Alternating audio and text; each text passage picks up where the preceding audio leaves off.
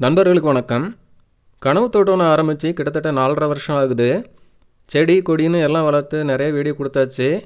மரங்களில் குட்டி குட்டியாக சீத்தா ஸ்டார் ஃப்ரூட் மாதிரி வச்சு இன்ஸ்டன்ட் அறுவடை மாதிரி ஒரு 1-2 வருஷத்துலேயே அறுவடை எடுத்து வீடியோ கொடுத்துருக்கேன். காலத்துக்கும் நம்ம பேர் சொல்கிற மாதிரி பலா மாதிரியான ஒரு மரம் வச்சு ஒரு முழுமையான விளைச்சலோட வர்ற முதல் வீடியோ இது. கனவு தோட்டம் ஆரம்பிக்கும்போது பெருசாக திட்டமிட்டுலாம் ஆரம்பிக்கலை. பிடிச்ச மரக்கன்றுகளெல்லாம் வாங்கி குத்து மதிப்பாக ஒரு இடைவெளியில் வச்சு விட்டாச்சு. ஆரம்பிக்கும் போதே பெரிய நெல்லி ஒன்று கண்டிப்பாக வைக்கணும்னு நினச்சிருந்தேன். அதையுமே நாட்டு நெல்லியாகவே வச்சிடலான்னு இங்கே கர்மத்தம்பட்டி பக்கத்தில் நண்பர் மோகன்ராஜ்கிட்ட இருந்து பெரிய நெல்லி பலா நாற்றுகள் எல்லாம் வாங்கிட்டு வந்திருந்தேன். பெரிய நெல்லியில் 2 நாற்றுகள் வாங்கியிருந்தேன். இந்த நெல்லி விதை போட்டு கொண்டு வந்த ஒரு நாட்டு நெல்லிக்கன்று ரொம்ப சின்னதாக 1 கிலோ மட்டும் வந்து ஒரு குச்சி மாதிரி இருந்துச்சு. கூடவே மாதுளை சீத்தான்னு நிறைய நாட்டு மரக்கன்றுகள் வாங்கியிருந்தேன். கனவு தோட்டம் வெளியெல்லாம் போட்டு ரெடியானதும் தோட்டத்தோட கடைசிலையும் மேற்கு பக்கமும் வரிசையாக மரங்கள் வைக்கலான்னு முடிவு பண்ணியிருந்தேன். மரக்கன்றுகள் வைக்கிறதுக்கு 2க்கு 2ங்கிற அளவில் குழி எடுத்து தொழு உரம்லாம் போட்டு ரெடி பண்ணியிருந்தேன். மரங்களுக்கான இடைவெளி ஒவ்வொரு மரத்தை பொறுத்து குத்து மதிப்பாக தான் எடுத்திருந்தேன். சீத்தானா சின்ன மரங்கிறதுனால ஒரு 8 அடி, பெரிய நெல்லிக்கு ஒரு 15 அடி, தென்னைக்கு ஒரு 20 அடிங்கிற இடைவெளியில் வச்சு விட்டுருந்தேன். பெரிய நெல்லிக்கு ஒரு 20 அடி இடைவெளி சிறப்பாக இருக்கும். நமக்கு வீட்டு தோட்டங்கிற அளவில் 15 அடி போதுமானதாக இருக்குது. என்ன மரங்கள் 2 இடிச்சிட்டு நிற்கும். செப்டம்பர் 2020 வாங்கியிருந்த மரக்கன்றுகளை எல்லாம் வரிசையாக வச்சு விட்டேன். எல்லாமே ரொம்ப சின்ன சின்ன நாற்றுகள் தான். நம்ம ஒட்டு மரம்னு போனால் வாங்கும்போதே நல்ல பெரிய செடியாக இருக்கும். ஆனால் நாட்டு மரங்கள் விதை போட்டு கொண்டு வரும்போது ஒரு தக்காளி செடி மாதிரி சின்னதாக தான் இருக்கும்.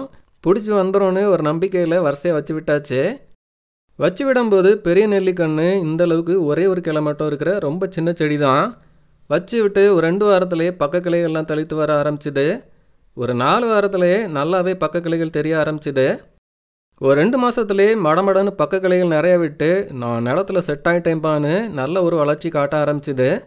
3 மாதத்தில் நெல்லிக்கண்ணை பார்க்கும்போது மயில் தோகை விரித்து ஆடுற மாதிரி ஒரு அழகான குட்டி மரமாக இருந்துச்சு. பார்த்தாலே இது தேறி வந்துடும்னு ஒரு நம்பிக்கை இருந்துச்சு. பழமரங்களை பொறுத்த வரைக்கும் நம்ம தோட்டத்தோட மண்ணோட தன்மை அதோட வளர்ச்சியை முடிவு பண்ணுது. அதனால தான் கனவு தோட்டம் திட்டமிடல் வீடியோ தொடரில் ஒரு தோட்டம் வாங்கும்போது அந்த இடத்தோட மண்ணோட தன்மையை பார்த்து சுற்றி என்ன மாதிரியான மரங்கள்லாம் நிற்குதுன்னு பார்த்து முடிவு செஞ்சால் நல்லதுன்னு சொல்லியிருப்பேன். நெல்லி ஆரம்பத்தில் பார்த்தா தரையோட தரையாக படர்ந்து நேராகவே வந்த மாதிரி இருக்காது. இது என்னடா இது இப்படி போகுது, இது எப்படி பெரிய மரமாக வரும்னு ஒரு கேள்வி மனசுக்குள்ளே வரும். இது நெல்லி மரத்தோட முதல் கட்ட வளர்ச்சின்னு சொல்லலாம். ஒரு விதையிலேருந்து சின்ன செடியாக முளைச்சி அது முழுமையாக வர்ற முதல் கட்டம். அடுத்ததாக அதோட மெயின் தண்டு உறுதியாக மாறி உயரமாக வளர ஆரம்பிக்கிறது 2வது கட்டம். இது நெல்லியை தோட்டத்தில் வச்சு விட்டு 6 மாதத்தோட வளர்ச்சி. அப்புறம் நேரே ஒரு முழு மரமாக மாறி வளர ஆரம்பிச்சிடும். இதை வச்சு விட்டு சரியாக 1 வருஷத்தோட வளர்ச்சி. முழு நெல்லிக்கு பெருசாக பராமரிப்புலாம் தேவைப்படாது. நான் பெருசாக தொழு உரம்லாம் அப்பப்போ கொடுத்துட்டு இருந்ததில்லை. தேவைப்பட்டால் ஒரு 6 மாதத்துக்கு ஒரு தடவை நல்ல ஊட்டமேற்றின தொழு உரம் பல மரங்களுக்கு கொடுத்துட்டு வரலாம். வளர்ச்சி விளைச்சல் எல்லாமே நல்லாயிருக்கும். மரம் அதிகமாக பக்க கிளைகள் விட்டு வருதுன்னா ஆரம்பத்திலே கொஞ்சம் கிளைகளை கவாத்து பண்ணி விடுறது நல்லது. இல்லைனா மரம் ஏற முடியாத அளவுக்கு கீழே இருந்தே அதிகமான கிளைகள் விட்டு குச்சி குச்சா நின்றுட்டு இருக்கோம். நான் சும்மா ஒரு ஆக்ஸா பிளேடை எடுத்து சில கிளைகளை மட்டும் கட் பண்ணி கொஞ்சம் சரி பண்ணி விடுவேன். அப்படி இருந்துமே ஒரு மரம் கொஞ்சம் டிசைனாக புஷ்வானம் விட்ட மாதிரி கீழே இருந்தே கொஞ்சம் விரிஞ்சிட்டு போயிட்டு ஒன்று நல்ல முழு மரமாக அருமையாக வந்திருக்கு. பெரிய நெல்லியில் வர ஒரே பிரச்சனை இந்த பூச்சி தாக்குதல் தான். அவரையில் பார்க்குற அஸ்வினி பூச்சி தாக்குதல் மாதிரியே இருக்கும். இலை முழுக்க வந்து அடைஞ்சிக்கும். மரத்தோட தண்டு கூட கற்பாய் போய் கிடக்கும். இதை அப்படியே கண்டுக்காமல் விட்டால் மரமே காலியாக வாய்ப்பு இருக்குது. இந்த ஒன்று தான் நெல்லி மரம் வளர்க்குறதுல தலைவலி. நான் வீட்டில் ஒரு மரம் வளர்த்து இந்த பிரச்சனையால் அது வராமல் பட்டே போயிட்டு மறுபடியும் இங்கே கனவு தோட்டத்துலேயும் அதே பூச்சி தாக்குதல். சரி, இது பெரிய நெல்லிக்குன்னு ஸ்பெஷலாக இருக்க பூச்சி தாக்குதல் போல் அப்படின்னு நினச்சிக்கிட்டேன். இதுக்கு வழக்கம் போல் வேப்பெண்ணெய் கரைசல் மாதிரி ஸ்ட்ராங்காக ஒரு பூச்சி விரட்டி தெளிச்சிட்டு வந்தோன்னே கட்டுப்படுத்திடலாம். இதை கொஞ்சம் லேசாக எடுத்துகிட்டு கண்டுக்காமல் விட்டால் பிரச்சனையாயிரும். இந்த நெல்லிக்கு தோட்டத்தில் சொட்டு நீர் பாசனம் ரெடி ஆனதுலேருந்தே பாசனம் அதில் தான் கொடுத்துட்ருக்கேன். அதுவே பெரிய நெல்லிக்கு போதுமானதாக இருக்கும். நெல்லி பலா எல்லாத்துக்குமே சொட்டு நீர் பாசனம் தான். அதுவே நல்ல வளர்ச்சிக்கு போதுமானதாக இருக்குது. பெருசாக பாத்தி பிடிச்சி பாத்தி நிறைஞ்சு நிற்கிற அளவுக்கு தண்ணி கட்டி நிற்கிற அளவுக்குலாம் தண்ணி விடணுங்கிற அவசியம் கிடையாது. நெல்லி வச்சு விட்டு சரியாக 1.5 வருஷத்தில் பூக்க ஆரம்பிச்சிது. பார்த்தா அப்படியே மரம் முழுக்க பூக்கள் தான். அவ்வளோதான், கொத்து கொத்தாக காய்க்க போகுது. இந்த பூவெல்லாம் காயான அட்டகாசமாக இருக்குமேனு நானும் விழுந்து விழுந்து மரத்தை கவனிக்க ஆரம்பித்தேன். கூடுதலாக உரம்லாம் போட்டு விட்டேன். ஆனால் நாட்டு மரம் 1.5 வருஷத்தில் காய்க்கிறது கஷ்டம்தான். கடைசியில் ஒரு பிஞ்சு கூட பிடிக்காமல் போயிட்டு, ஆனால் மரம் பார்க்குறக்கு அட்டகாசமாக நல்ல ஒரு வளர்ச்சியில் வந்துட்டு இருந்தது. சரி, இன்னும் கொஞ்ச நாள் எடுக்கும் போல் அப்படின்னு மரத்தை மறுபடி கண்டுக்காம விட்டாச்சு. 2022 பிப்ரவரியில் பார்த்தா மரம் சம்மருக்கு ரெடியாகி இலையெல்லாம் உதுத்து குச்சியாட்டமாக நின்றுட்டு இருந்தது. பார்த்தா ஒரே ஒரு நெல்லிக்காய் கண்ணுக்கு தட்டுப்பட்டுச்சு. எப்போ பூத்துதுன்னே தெரியல, ஆனால் ஒரே ஒரு காய் மட்டும் இருந்துச்சு. இது சரியாக மரம் வச்சு 2.5 வருஷத்தில் ஒரு சின்ன விளைச்சல். சரி, மரம் விளைச்சல் கொடுக்குற ரகம் தான் போலன்னு ரொம்ப சந்தோஷம். ஏன்னா நிறைய நண்பர்கள் பெரிய நெல்லி வச்சு 4 வருஷம் ஆகுது, 5 வருஷம் ஆகுது, காய்க்கவே மாட்டேங்குது அப்படின்னு சொல்லியிருக்காங்க. நம்ம மரம் நான் காய்ப்பேன் மக்கா, கொஞ்சம் வெயிட் பண்ணுங்கன்னு ஒரு கன்ஃபர்மேஷன் கொடுக்குற மாதிரி ஒரே ஒரு காய் கொடுத்துச்சு. பெரிய நெல்லி சம்மரில் ஒரு இலை கூட விடாமல் உதுத்து குச்சியாட்டமாக தான் நிற்கும். அப்புறம் மறுபடி குபு குபுன்னு தழுத்துறோம். அப்போ பார்த்தா சும்மா வதன்னு பூவாக பூக்கும், ஆனால் ஒன்று கூட காய மாறுறதில்ல. இது 3 வருஷத்தோட வளர்ச்சி. பெரிய நெல்லி ஒரு பிரம்மாண்டமான மரமாக தோட்டத்தில் நின்றுட்டு இருந்துச்சு. நிழலுக்கு ஒரு மரமாக தோட்டத்தில் இந்த மரம் தான் நின்றுட்டு இருந்தது. அந்த பக்கம் போனாலே நிறைய பறவைகளை நெல்லி மரத்தில் பார்க்கலாம். சரியாக 1 வருஷம் கழித்து மரம் அடுத்த ஒரு விளைச்சலை கொடுத்துச்சு. கீழே 2 நெல்லிக்காய் கிடக்க என்னடான்னு மரத்தை எட்டி பார்த்தா கொஞ்சம் காய்கள் தெரிஞ்சிச்சு. மரம் அடுத்த கட்ட விளைச்சல் மாதிரி இந்த தடவை ஒரு 30 நெல்லிக்காய் அளவில் கொடுத்துருந்துச்சு. ஒரு நெல்லிக்காயிலேருந்து 30 நெல்லிக்காய், 30 மடங்கு விளைச்சல் அப்படின்னு நினச்சிக்கிட்டேன். நல்ல முன்னேற்றம் தான். அப்போ அடுத்த வருஷம் 1000 நெல்லிக்காய் ஒரு முழு விளைச்சலை கொடுத்துரும் அப்படின்னு முடிவு பண்ணேன். சேனல் வீடியோவில் கூட சொல்லியிருப்பேன், அடுத்த வருஷம் முழு விளைச்சலை எதிர்பார்க்குறேன் அப்படின்னு. நினச்ச மாதிரியே இந்த வருஷம் ஒரு முழு விளைச்சலை கொடுக்க ஆரம்பிச்சிருக்கு. திடீர்னு தான் பார்த்தேன் கிளையெல்லாம் பிஞ்சுகள் தெரிஞ்சுது. பெரிய நெல்லி மரம் எப்படி பூத்து பிஞ்சு பிடிக்குதுன்னே சொல்ல முடியல. சம்மரில் இப்படி பூவாக பூக்குது, ஆனால் ஒன்றும் பிஞ்சாக மாறுற மாதிரியே தெரியல. ஆனால் ஒரு நவம்பர் டிசம்பர் வாக்கில் மொட்டு வச்சு பிஞ்சு பிடிக்குதான்னு தெரியல, இல்லை சம்மரில் பூக்கிறது தான் மெதுவாக பிஞ்சாக மாறி காயாக மாறுதான்னு தெரியல. நவம்பர் டிசம்பரில் பூவை பார்த்ததில் சின்ன சின்ன பிஞ்சாவும் நோட் பண்ணவே இல்லை, அதனால தான் அந்த குழப்பம். இந்த வருஷம் இதை நோட் பண்ண முடியுதான்னு பார்க்கலாம். பெரிய நெல்லி வச்சு விட்டு சரியாக 4.5 வருஷத்தில் முழு விளைச்சல் கொடுக்க ஆரம்பிச்சிருக்கு. இது மாதிரி சின்ன நாற்றை வச்சு விடுற நாட்டு மரம்னா சரியாக ஒரு 4-5 வருஷத்தில் விளைச்சல் கொடுக்கும்னு சொல்லலாம். மரம் முழுக்க காய்கள் தான், சும்மா திராட்சை கொத்து மாதிரி விளைச்சலை அள்ளி கொட்டிட்டு மரத்தோட உச்சிலெல்லாம் அவ்வளோ காய்கள் கொத்து கொத்தாக காய்ச்சிருக்கு. சொக்கா 1000 பொற்காசுகளும் எனக்கு தானாங்கிற நாகேஷ் மாதிரி மனசுக்குள்ளே 1000 துள்ளல்கள். அப்புறம் பின்ன இருக்காதா, தோட்டத்தில் ஒரு வாழையை வைக்கிறோம், 1 வருஷத்தில் அறுவடை எடுத்துடுறோம். ஒரு சீத்தா மரம் வச்சாலோ ஸ்டார் ஃப்ரூட் வச்சாலோ 1 இல்லை 2 வருஷத்தில் அறுவடை எடுத்துடுறோம். ஆனால் மா பலா பெரிய நெல்லி மாதிரியான ஒரு மரம் வச்சு அது ஒரு 5 வருஷம் மெதுவாக வளர்ந்து ஒரு விளைச்சலை கொடுக்குறப்ப கிடைக்கிற சந்தோஷமே தனி தான். இது நாட்டு நெல்லி, நம்ம கடைகளில் பார்க்குற ஹைப்ரிட் கிடையாது. அது ரொம்ப பெருசாக இருக்கும். நாட்டு நெல்லி கொஞ்சம் சின்னதாக தான் வரும்.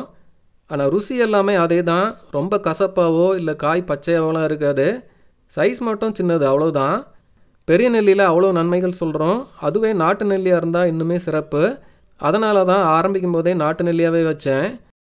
நம்ம கையால் வச்ச ஒரு சின்ன நாற்று இப்படி ஒரு பெரிய மரமாக வளர்ந்து ஒரு அசூர விளைச்சலை கொடுக்குறத பார்க்குறதுக்கு மனசுக்கு எப்படி இருக்குன்னு சொல்ல தேவையில்லை. ரொம்ப ரொம்ப சந்தோஷமாக நெல்லிக்காய் அறுவடை ஆரம்பிக்கிறேன். வீடியோக்காக கொஞ்சம் கையில் பறிக்கிற மாதிரி குதிரையெல்லாம் போட்டு ஏறி பறிக்கிறேன். மிச்சத்தை சுரண்டி கம்பு போட்டு உளுப்பி பொறக்கிக்க வேண்டியதான். மரம் நான் ஏறி பறிக்கிற அளவுக்கு நல்ல பெரிய மரமாக வளர்ந்துருக்கு. நல்லா உச்சி வரைக்குமே ஏறலாம்.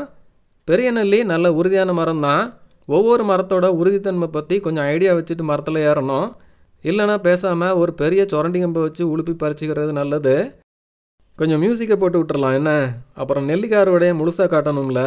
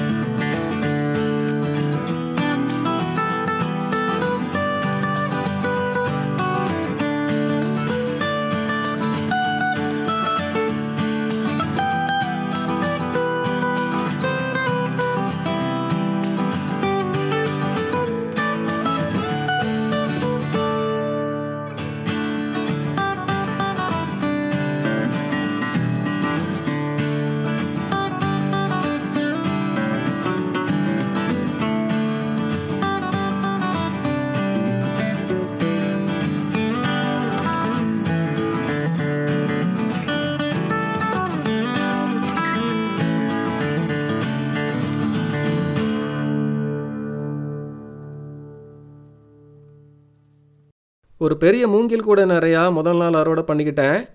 இது ஒரு மரத்துல இருந்து கொஞ்சமாக எடுத்த அறுவடை, ஒரு கால்வாசி அறுவடைன்னு சொல்லலாம். இன்னுமே மரத்தோட மேலேயும் அந்த பக்கமும் நிறைய காய்கள் இருக்குது, மெதுவாக அறுவடை பண்ணிக்க வேண்டியதான். முதல் நாள் ஒரு 5 கிலோ நெல்லிக்காய் அறுவடை பண்ணியிருந்தோம். மொத்தமாக பார்த்தா ஒரு மரத்தில் இருந்து ஒரு 15லேருந்து 20 கிலோ நெல்லிக்காய் விளைச்சல் அப்படின்னு சொல்லலாம். கீழே இருந்து ரொம்ப பக்க கிளைகள் விட்டு நிற்கிற இன்னொரு மரமும் இதளவுக்கு காய்ச்சிருக்கு. அதிலிருந்து இன்னுமே அறுவடை பண்ண ஆரம்பிக்கலை, இனிதான் பண்ணணும். ஹைப்ரிட் நெல்லிக்காய் பக்கத்தில் வச்சு பார்த்தா நம்ம தோட்டத்தோட நாட்டு நெல்லிக்காய் சைஸ் இப்படி தான் இருக்குது.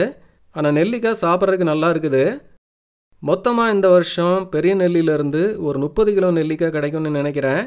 எல்லாத்தையுமே பறித்து என்ன பண்ணுறதுங்கிறது தான் கேள்வி. இப்போதைக்கு இந்த 5 கிலோ நெல்லிக்காவை கொஞ்சம் ஊறுகாய் போட்டு வச்சுருக்கோம்.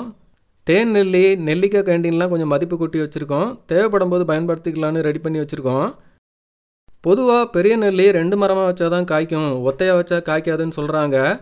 இந்த மரம் அயல் மகரந்த சேர்க்கை நடந்தால் தான் பிஞ்சு பிடிக்கும், அதனால தான் 2 மரம் வைக்கணும் அப்படின்னு சொல்கிறாங்க. நான் ஆரம்பத்தில் எதுக்கு சோதனை முயற்சி, வைக்கிறத 2ஆவே வச்சிடலாம் அப்படின்னு வச்சு விட்டேன். ஒத்த மரமாக ஒரு சில வீடுகளில் பெரிய நெல்லி காய்கிறத நான் பார்த்துருக்குறேன். நீங்கள் பார்க்குற இந்த மரம் கூட ஒத்த மரம் தான். எங்கள் அண்ணா ஒருத்தர் வீட்டில் நிற்குது. ஆரம்பத்தில் ஒரு மரம் வீட்டில் வச்சு பூச்சி தாக்குதலில் போச்சுன்னு சொன்னேன்ல, அது கூட வாங்கின ஒரு நாற்று ஒன்று கூடுதலாக இருந்துச்சுன்னு அவங்களுக்கு கொடுத்துருந்தேன். திசை வேலையில் ஒரு நர்சரியில் நாட்டுக்கன்று தான் வேணும்னு கேட்டு டிரான்ஸ்போர்ட்டில் போட்டு விட்டுருந்தாங்க. இது ஒத்தையாக தான் நிற்குது, ஆனால் பல வருஷமாக நல்லாவே காய்க்குது. ஒருவேளை பக்கத்தில் யார் வீட்டிலையாட்டும் இன்னொரு நெல்லி நிற்குதான்னு தெரியலை. நான் நல்லா சுற்றி பார்த்துட்டேன், அப்படி ஒன்றுமே தெரியலை. அதுக்கு வாய்ப்பு குறைவு தான். ஏன்னா இந்த ஏரியா ரொம்பவே நெருக்கடியான ஏரியா, பெருசாக மரம்லாம் பார்க்க முடியாது. ஆனாலும் இது செம்மையாக காய்க்குது. இந்த மரத்துக்கு ஒரு 12 வயசு இருக்கும். இப்போ இந்த பிப்ரவரியிலையும் ரொம்பவே மிரட்டலாக காய்ச்சிருக்கு. ஊர்லேயும் ஒத்த மரம்லாம் நின்று காய்க்கிறத நான் பார்த்துருக்கேன். இடம் இருந்தால் 2 மரமாக வச்சு விடுங்க, இடம் இல்லைன்னா ஒரு மரம் வச்சு விடுங்க, காய்க்கும். கனவு தோட்டம்னு ஒரு இடத்த வாங்கி பிடிச்ச என்னென்னமோ வளர்க்குறோம். காய்கறி செடிகள் வளர்க்குறோம், பூச்செடிகள் வளர்க்குறோம். ஆனால் காலத்துக்கும் நம்ம பேர் சொல்கிற மாதிரி ஒரு மரம் வச்சு அது முழுமையாக விளைச்சல் கொடுக்கும்போது கிடைக்கிற சந்தோஷமே தனி தான். அப்படி ஒரு மரத்தில் இருந்து முதல் அறுவடை வீடியோ இது. அதே மாதிரி இப்படி சின்ன கண்ணா வச்ச பலாவில் சீக்கிரமே ஒரு விளைச்சலை எதிர்பார்க்குறேன். அப்புறம் இப்படி ஆரம்பித்த தென்னை இப்போ பாலை விட்டுருக்கு. இதுவும் நல்ல ஒரு விளைச்சலை கொடுக்க ஆரம்பிக்கும்போது தனி ஒரு வீடியோவாக கொடுக்குறேன். நான் முதலாக தோட்டத்தை பற்றி பிளாக் எழுத ஆரம்பிக்கும்போது எனக்கு இருந்த ஒரு அடையாளம், எந்த செடினாலுமே அதோட விதைப்பில் இருந்து அறுவடை வரைக்கும் ஸ்டேஜ் பை ஸ்டேஜ் கொடுப்பேன். அதுவே இன்றைக்கி ஒரு பெரிய நெல்லி மரத்தை ஒரு 5 வருஷம் வளர்த்து ஸ்டேஜ் பை ஸ்டேஜ் வீடியோ கொடுக்கும்போது ரொம்ப சந்தோஷமாக இருக்குது. அந்த இயற்கைக்கு தான் நன்றி சொல்லணும். அவ்வளோதாங்க, விதைப்பு முதல் அறுவடை வரன்னு இன்னொரு வீடியோ. ஆனால் இது ரொம்ப ஸ்பெஷல் வீடியோ. இந்த வீடியோ உங்களுக்கு பிடிச்சிருக்குன்னு நம்புகிறேன். வீடியோ பற்றி உங்கள் கருத்துக்களை சொல்லுங்கள். வீடியோ பிடிச்சிருந்தால் லைக் பண்ணுங்கள், உங்கள் நண்பர்களுக்கு ஷேர் பண்ணுங்கள். இது வரைக்கும் சேனலை சப்ஸ்கிரைப் பண்ணாத நண்பர்கள் மறக்காமல் சேனலை சப்ஸ்கிரைப் பண்ணிக்கோங்க. நன்றி.